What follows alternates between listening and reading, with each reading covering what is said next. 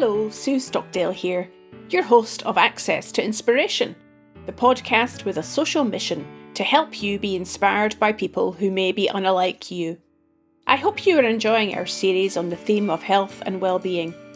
Well, today's guest in episode 87 is Dr. Sarah Gilchrist. She has spent 20 years working in high performance sports, including as a technical lead for the English Institute of Sport and as a senior physiologist with British Rowing. And her doctorate specialised in sleep and athletic performance. She now provides consultancy on a range of performance areas, particularly related to sleep health. And I hope today we'll have a chance to learn more about how sleep plays such a vital role for any of us in being able to perform at our best. Remember, you can read a transcription of this and all our other episodes on our website at accesstoinspiration.org. Welcome to the podcast, Sarah. I know you specialise in sleep, and the first question that springs to my mind is, what makes you interested in the subject of sleep? I think it's just everywhere. Obviously, we all do it. It's universal. And when I was working, my background's in elite sport, supporting athletes. I was a physiologist. And it struck me that sleep was the most significant impact factor on factors determining performance. So it won't directly correlate with an Olympic or Paralympic gold medal. If you have good sleep, you're not necessarily going to win. But sleep will significantly impact on the determinants of performance, particularly from a physiological, psychological point of view. From a public health point of view, we're short on sleep. That's no secret, it's in the media, but also my background supporting athletes. There was a bit of a hole in terms of the knowledge we had about sleep and athletic performance at the time. There's a lot more known now. And it was a really exciting opportunity to investigate that further. So I can see that there is a great need for understanding how we can get better quality of sleep. So we'll get into some of the practicalities of that in a minute or two. Maybe we can just begin the conversation by talking a bit more about that professional background of yours, Sarah, and working in high performance sport. What got you interested in that in the first place? I was always sporty. I played tennis when I was younger, and I had a real passion for human biology. I loved learning about what made the human body work.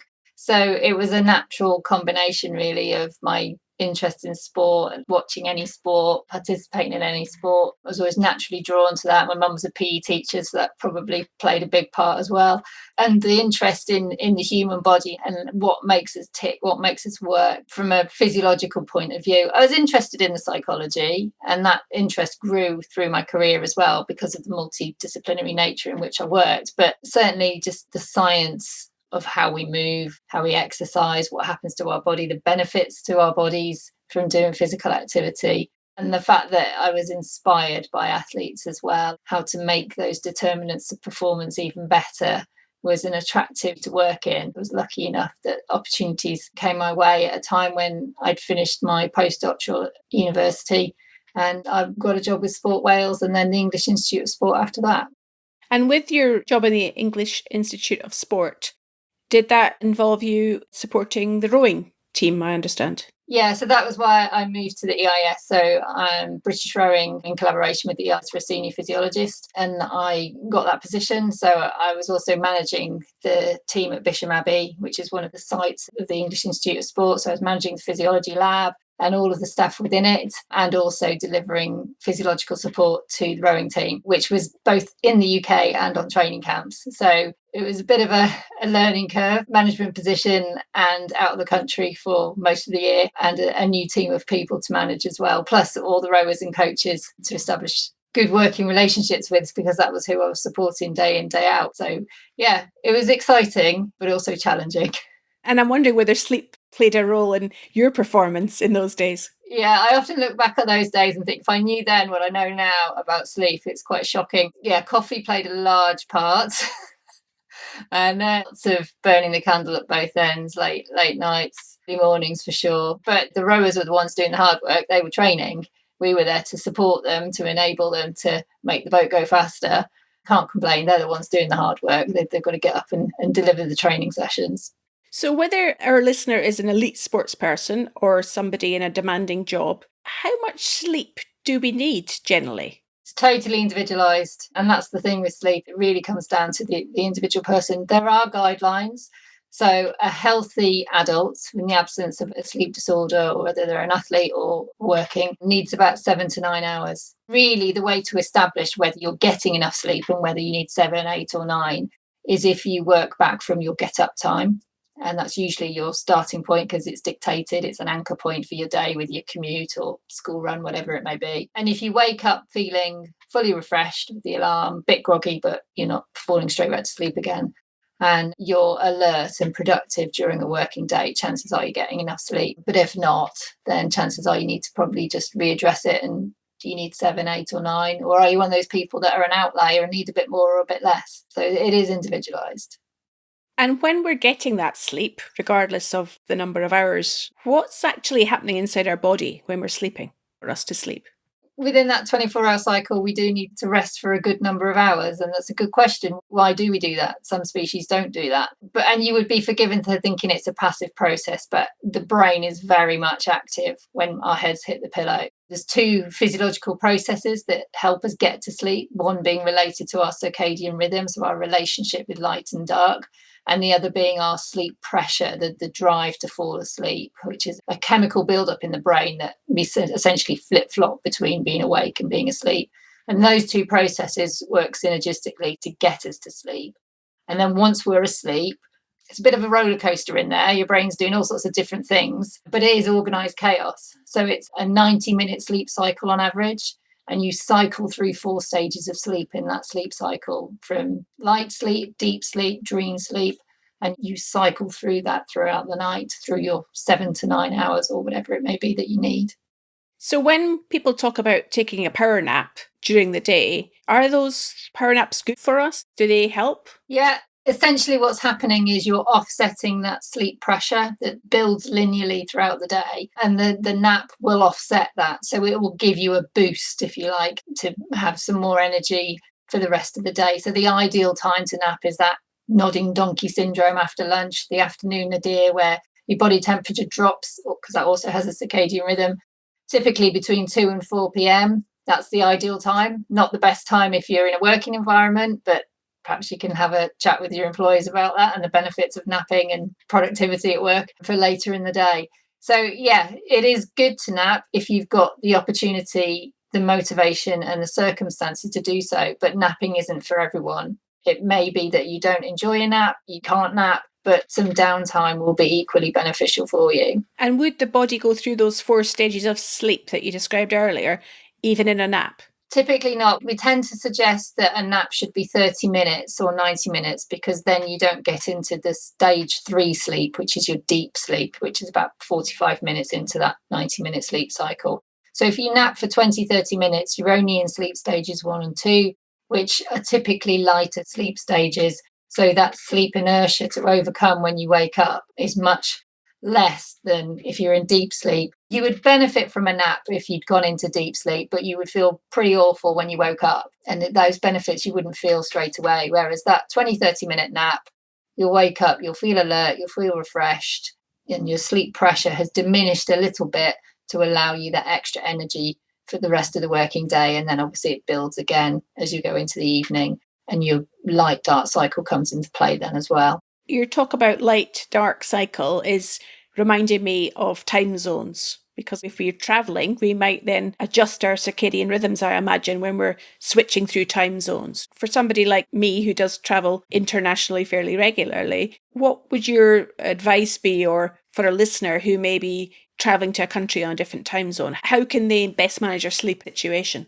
So there's a few things you can do. Essentially, what we're talking about with light and dark and time zones is the relationship between your Dracula hormone, melatonin, which only comes out at night, and it reacts to dim light. It rises in the night and it helps the precursor to sleep. So when you desynchronize your circadian rhythm in relation to sleep by crossing time zones, so everything gets offset a little bit, it's that relationship with light, dark, and melatonin that you want to resynchronize. So when you expose yourself to sunlight, melatonin is suppressed. So if you get yourself onto the new time zone as quickly as possible and seek sunlight at key times in the day where you want to suppress the melatonin, keep yourself awake, and then get on to the normal bedtime as quickly as possible. So seeking the dim lights at bedtime in your new time zone. So you're not in a dark room in the middle of the day in your new time zone on day one, because you will fall asleep. It is determined somewhat whether you're flying east or west, but ideally new time zone, sunlight and meal times. Your appetite has a circadian rhythm, and that's a big driver as well to help you resynchronize your body clock to the new time zone. So in terms of appetite, just want to pick up on that. What should we do about eating then when we are changing time zones? Ideally, the new time zones, meal times. So it depends how long you're going for, but say it's a trip and it's a week or two, ideally eat at your new time zones, meal times. So breakfast at breakfast time, not at UK breakfast time, and obviously lunch and dinner. And the first day you might want to have an early-ish dinner and go to bed sort of 9-ish, but nothing too early that you're then waking up 2 or 3 in the morning. You want to be able to establish that new routine as quickly as possible. And it's about resynchronizing the body clock to the time zone that you're in as quickly as possible. Some people will respond quite easily. Some people it will take a while. It's usually a day per time zone crossed. So that's why Australia, New Zealand, it could be 10 or 12 days, whereas somewhere shorter, European travel, you might not notice so much. I love what you said about the Dracula hormone. I'm going to keep that one in my mind now. Just thinking back to your sporting days when you were working with Olympic teams, did direction of time zone travel then play a role in where teams travelled to competition? Yeah, sure. So I remember quite a long time ago now, the rowing team had the World Championships in New Zealand, and we flew via LA because that was the best way to fly around the globe in terms of jet lag. I mean, obviously, you're still going to be jet lagged, but in order to give yourself a performance enhancement, it's better to west is best.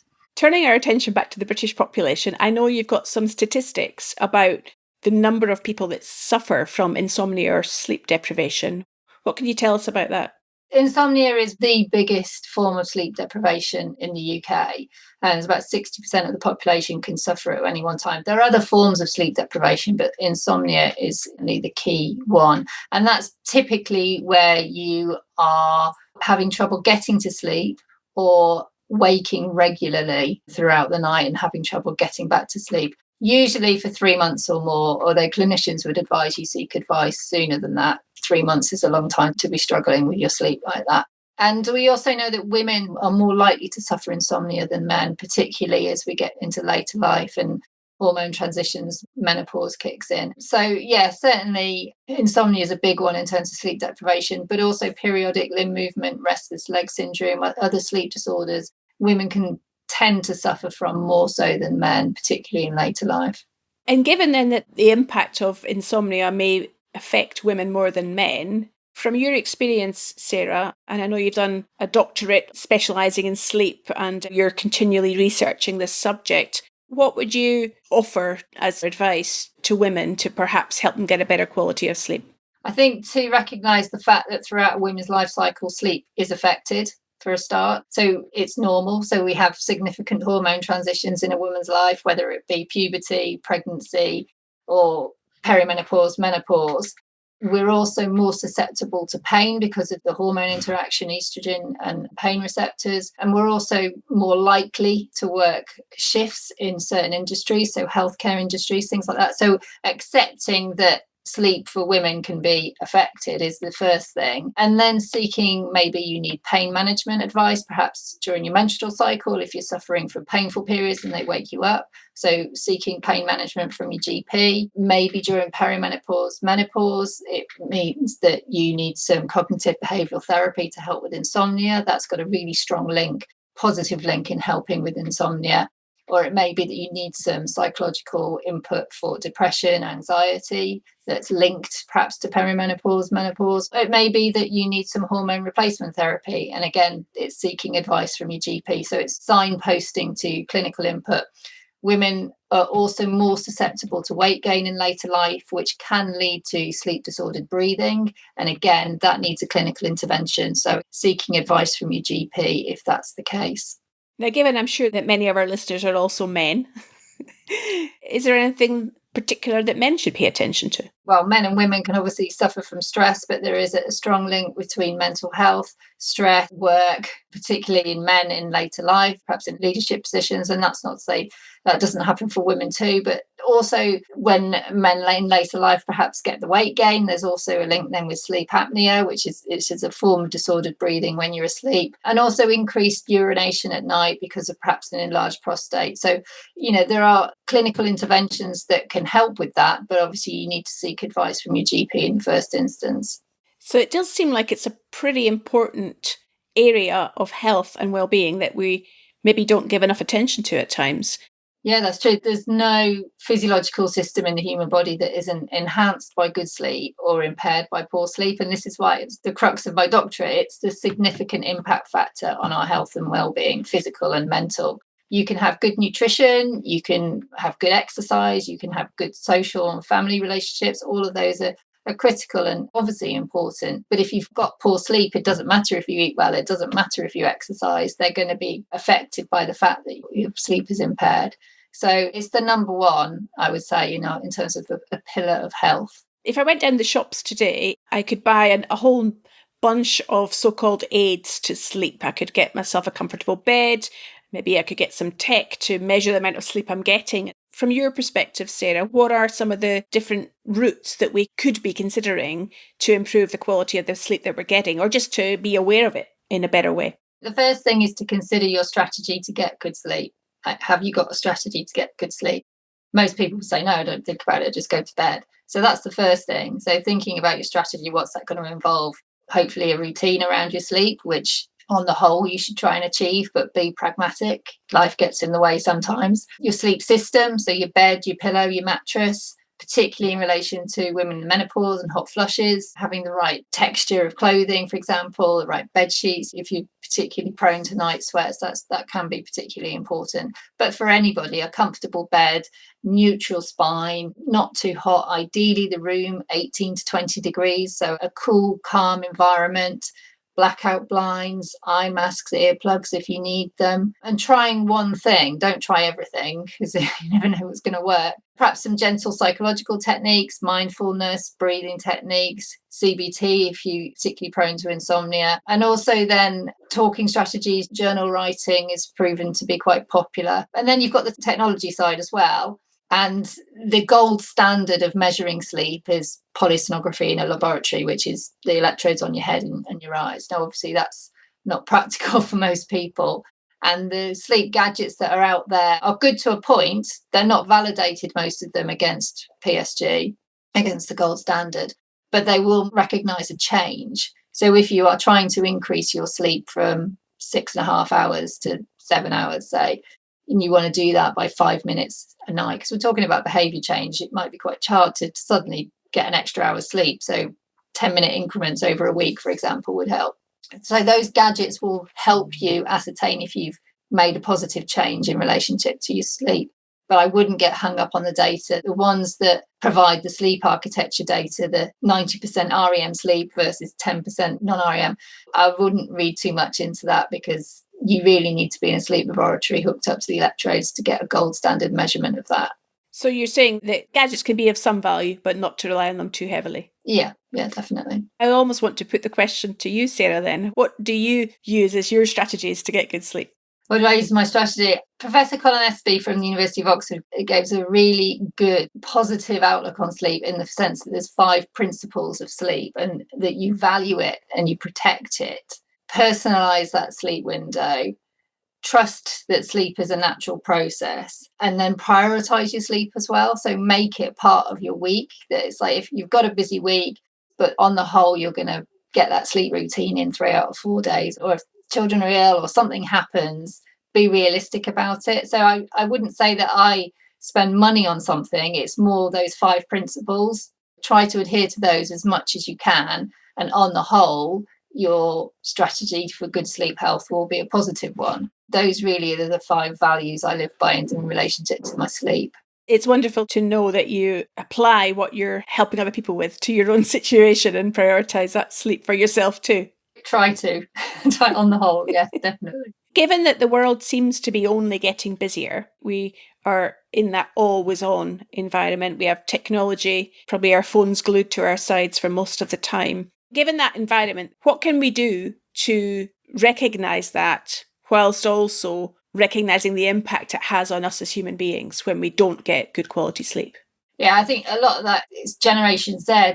Teenagers these days, they've never not known the internet. There is so much to process. If you're at work, even working from home, you're on calls, virtual calls, there's information coming from our phones. The technology has enabled us to be innovative in so many ways, but it also has disabled us to switch off, to have our downtime, to have a nap or get to bed at a decent time on a regular basis. And that exposure to light is the sleep robber. Light is the sleep robber because it prevents our melatonin levels rising. So that exposure to data on your phone, the TV in the bedrooms, the laptops in the bedrooms, all of that is diminishing our ability to get good sleep, as well as the self-responsibility. So we have to take the responsibility to acknowledge, if we want to get good sleep health, we need to get to bed at X amount of time that works for us for most part of the week. Not to be a fun sponge, especially after the last couple of years. We need to socialise, we need to go out, we need to see people. It's very important, but it's having that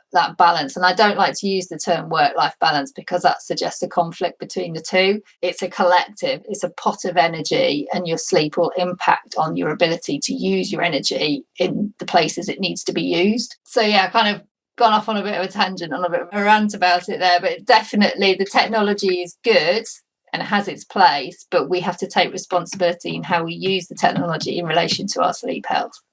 What your comments are conjuring up in my mind, Sarah, is we have role models for many things in our world.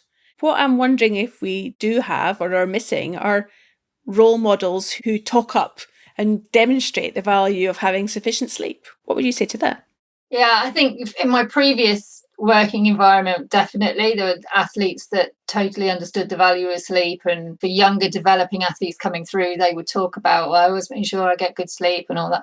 Occasionally you will hear athletes talk about that in the media, but they tend to be from niche sports. I think probably somebody like Andy Murray may have mentioned it in the past and stuff, but you won't necessarily get like the big sports like the football or the rugby talking about their sleep as a significant part of their recovery and preparation for performance. And again, you probably wouldn't get that in the media in terms of celebrities doing that either, so somebody that young people would look up to. So yeah, I think you're right. I've never really considered that outside of the sporting environment before, but no, I don't think there is necessarily leading examples of good sleepers in terms of role models. There's certainly people out there from an academic point of view, but they're not necessarily the people that Generation Z are going to listen to, for example. So maybe there's an opportunity there somewhere to tell the stories and share the role model messages of people who are seeing the value of good sleep. Yeah, I think you're right. If you were to leave our listener with a top tip or some pieces of advice, what out of all the things you've shared with us today would be the number one to focus on? I think consider their sleep. So if they're having a problem with their sleep, consider maybe it's something really obvious. They live somewhere noisy, or there's street lights, or maybe they're doing shift work and they need some input there, and have a dialogue about it, so that they perhaps have a dialogue with their GP if that's not necessary, or they have a dialogue with their partner if they're working shift work and it's waking each other up, all that kind of thing. It's like, consider your strategy to get to sleep and to achieve good sleep health, because that's the first port of call.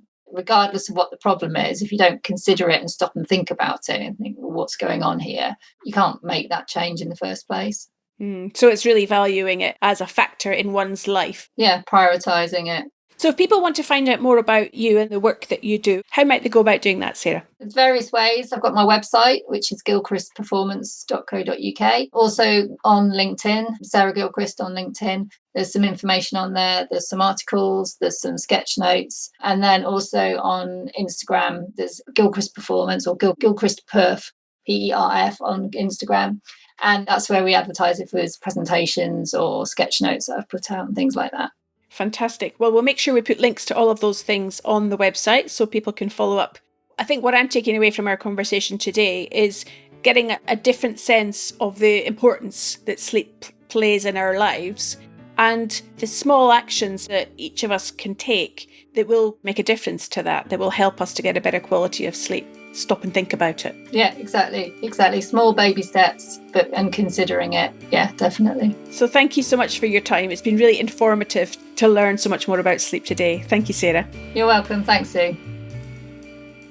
Well, thanks to Sarah for her insightful advice on how to get a better night's sleep. Remember, you can keep connected with us on social media, on LinkedIn, Twitter, Facebook and Instagram. Just search for Access to Inspiration. Next week, my guest is Nick Parmaxizian, Global CEO of Design It, who will be talking about how to create an environment that encourages innovation. I hope you can join us then.